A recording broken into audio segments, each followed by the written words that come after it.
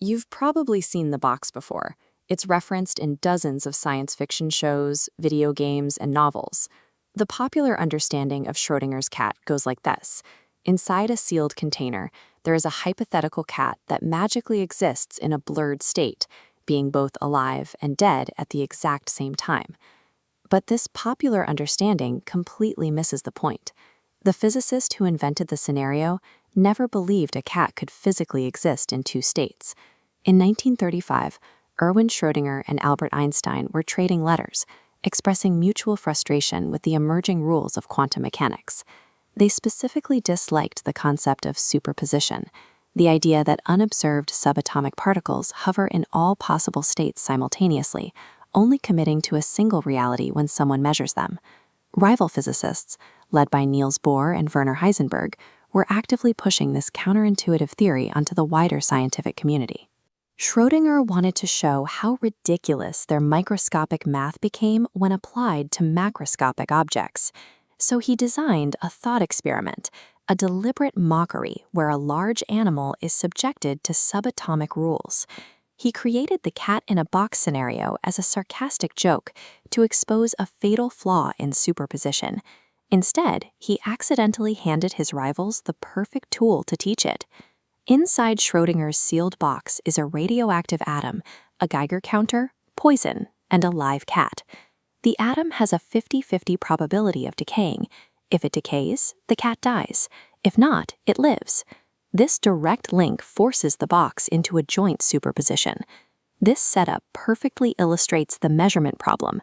Quantum math insists the system is in multiple states, but human experience dictates a cat can only be in one.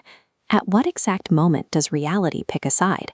What happens in the millisecond the box is opened defines the fundamental rules of reality.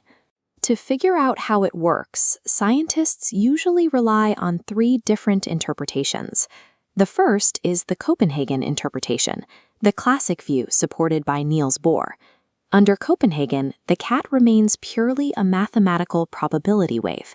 It has no physical state until the exact moment a human observer looks inside, forcing the wave to instantly collapse into a single reality. Testing the many worlds interpretation removes the human observer's reality collapsing power. Instead, opening the box physically shares the universe in two. The observer splits into two versions, one with a dead cat, one with a live one. Decoherence ensures these universes never interact. The philosophical weight of these two branches is massive. One argues that human observation dictates reality, while the other argues observation multiplies it. Finally, we have objective collapse theories, which argue we don't even need to open the box to solve the paradox. These theories rely on physical thresholds. An object as large, warm, and massive as a cat simply cannot maintain a delicate quantum superposition. Because of its size, the environment inside the box, or the cat itself, forces a spontaneous collapse into a definite state, long before the 1-hour timer is up or a human checks on it.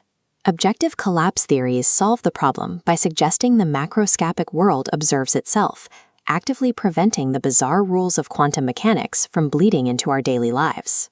Schrödinger intended his box to be a theoretical joke. Today, however, his thought experiment is the arena where physicists test reality. Physicists are actively creating real-world cat states in laboratories today.